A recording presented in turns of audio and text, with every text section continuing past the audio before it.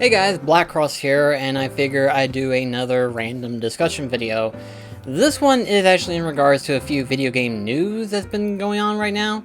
A couple of them are more or less like, I guess you could say, updates, as well as like some surprises that we are getting right now. And it's gonna be weird considering the fact that I'm gonna go ahead and just kind of first brush off on a Nintendo subject, being that Pikmin 3 Deluxe finally confirmed for Switch. I guess it was a matter of time before we finally got Pikmin 3 for Switch, but it's like, you know, they took forever to get there, but it's like, you know, considering how many other Nintendo properties they have put from the Wii U to the Switch, it makes sense. But then again, at the same time, that just already puts the Wii U as like a lesser system that you would want to get.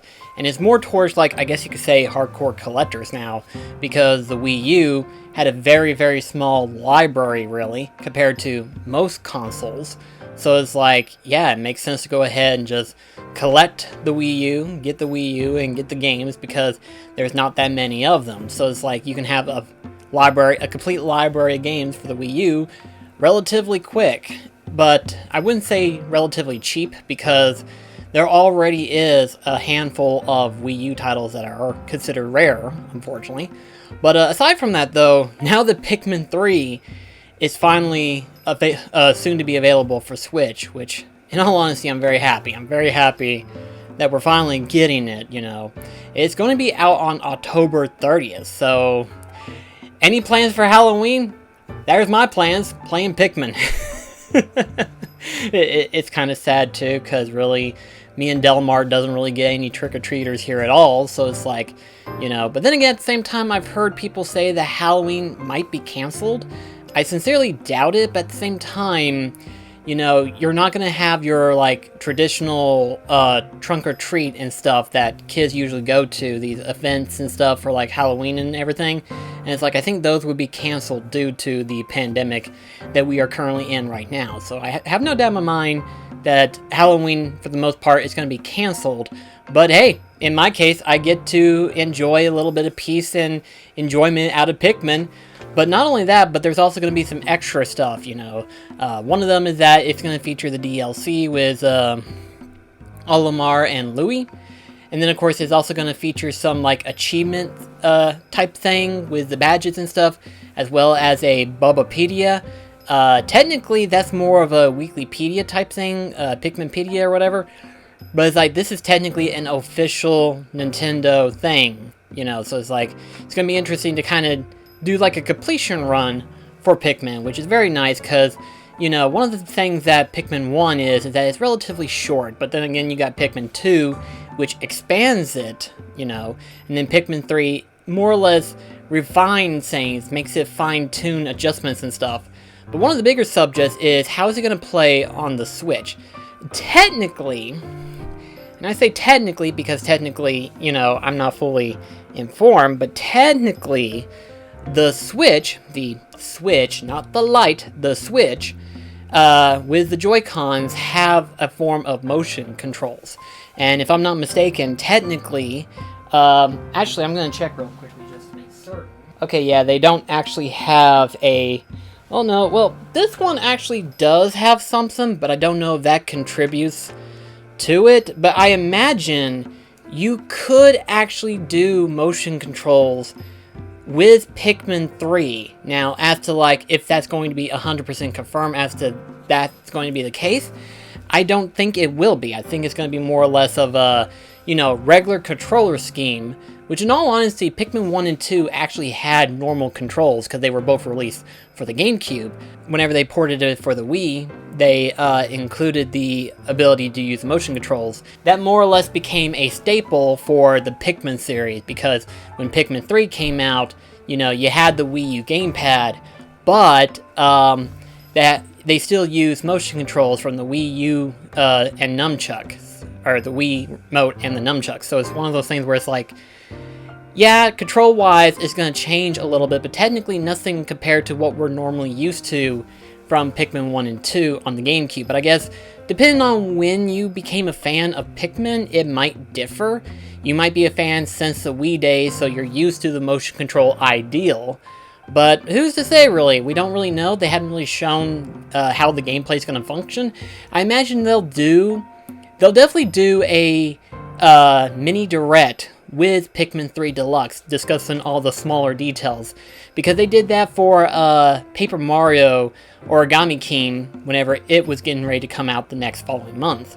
Because it's like, they released a trailer, then the next month they released a little mini direct, and then the following next month, game came out. Same thing's going to probably be for Pikmin 3 Deluxe. I have no doubt that... I have no doubt about it in my mind.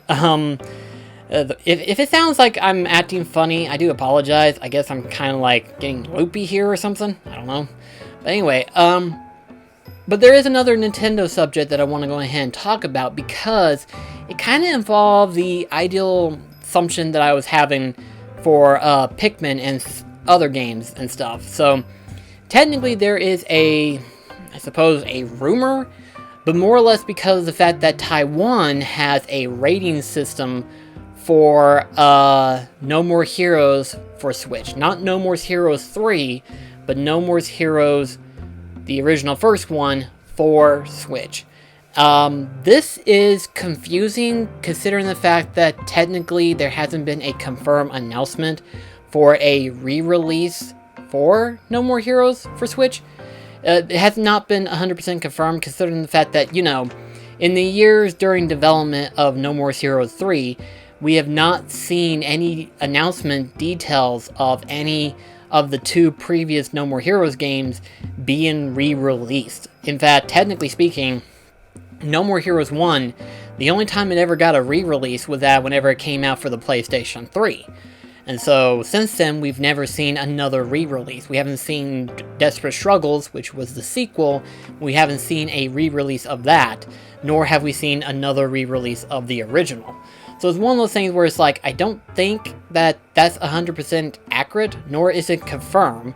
It's just being stated that, hey, Taiwan has a rating for No More Heroes. And it's like, well, technically, you know, No More Heroes is a peak subject, you know, much like Bayonetta 3, or like, for example, Metroid Prime 4, or Pikmin 4, for that matter. It's one of those things where it's like, because it is a peak discussion, it makes sense for why anything involving No More Heroes would be at a peak subject, including this. But another interesting thing that I want to go ahead and kind of point out is that Nintendo rarely does re-releases. Like, aside from the Wii U ports, okay? Scratch those off the board, okay? Minus the Wii U ports to Switch, okay? Take away all of that. How many re-releases have we had when it comes to Nintendo products, you know, Nintendo games and stuff? There's a handful record, but not enough to where it confirms the ideal assumption that we're going to remotely see any of the ones that we are going to see. For example, technically speaking, in terms of official re-releases, there's a GameCube with the Legend of Zelda Ocarina of Time at the time that it came out. And then, of course, you had the Pikmin 1 and 2 that got re-released for the Wii from where it was originally released for the GameCube.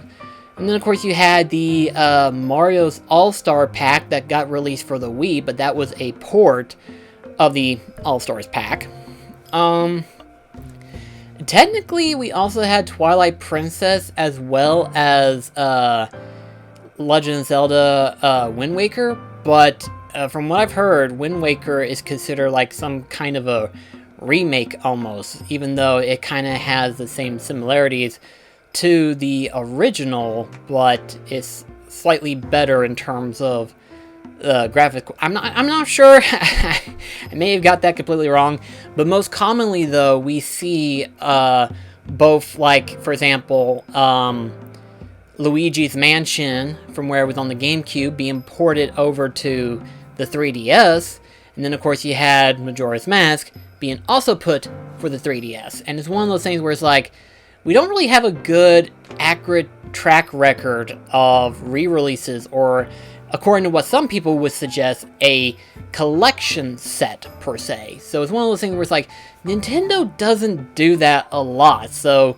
to get like a Pikmin collection series for Switch, or a Metroid trilogy release, or a 3D Mario collection 35th anniversary that people are talking about, or even for that matter, a No More Heroes collection featuring 1 and 2, I don't think any of that is gonna happen. Then again, as soon as I say this, next week we may get a random Twitter direct out of nowhere announcing any of these things, and it will completely annihilate my theory. But because of the fact that we have yet to have seen any proof that we could see potential re-releases for these previous titles, I don't think that's going to happen. You know, again, minus any game that had been released for the Wii U and being ported to Switch. Never mind any of those.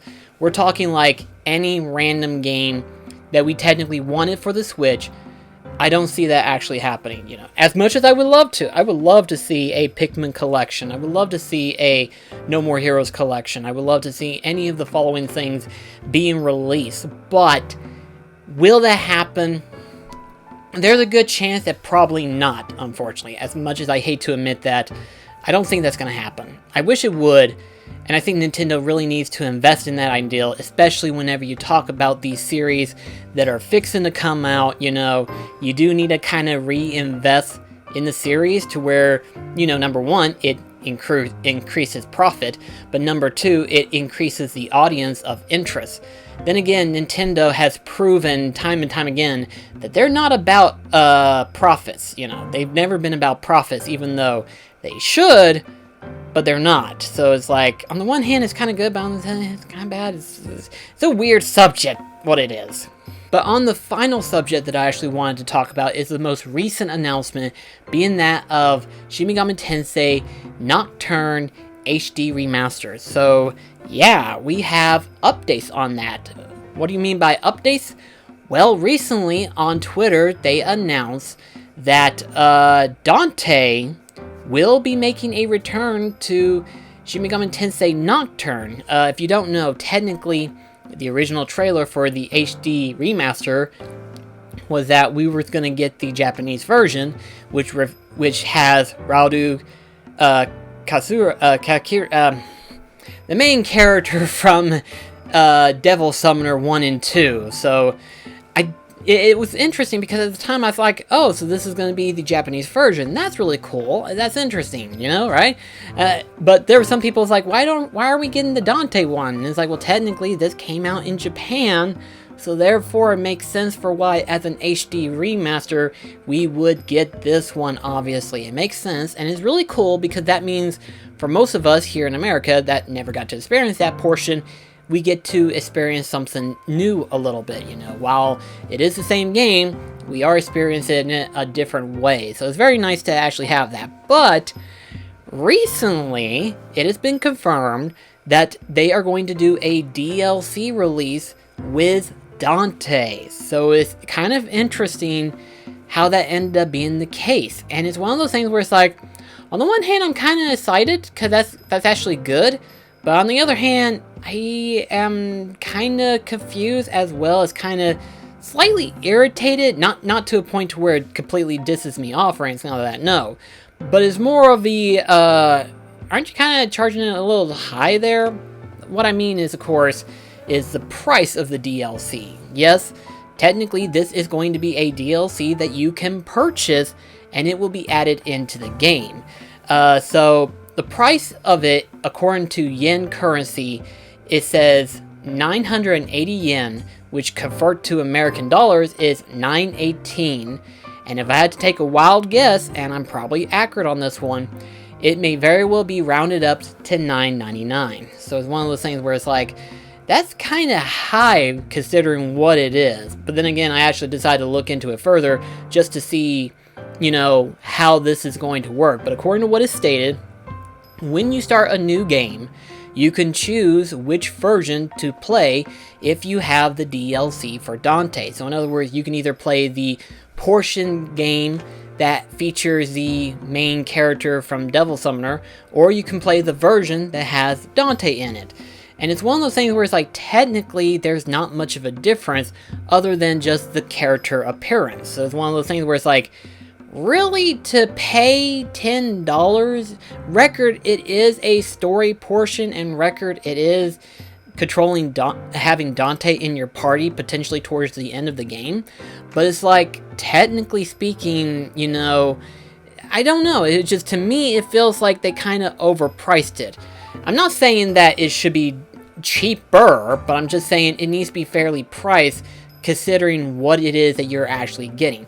Then again, for all I know, maybe we might be getting something extra out of it, like maybe a dynamic theme for the PlayStation 3, or PlayStation 3, where my mind going? The PlayStation 4, the PlayStation 4 dramatic theme, to where when you buy the DLC, you get the theme as well. So that might be a different subject. But then again, this also comes out for the Switch, and very rarely do we see different theme stuff for Switch. So it's like, maybe not. But then again, who's to say? I don't know.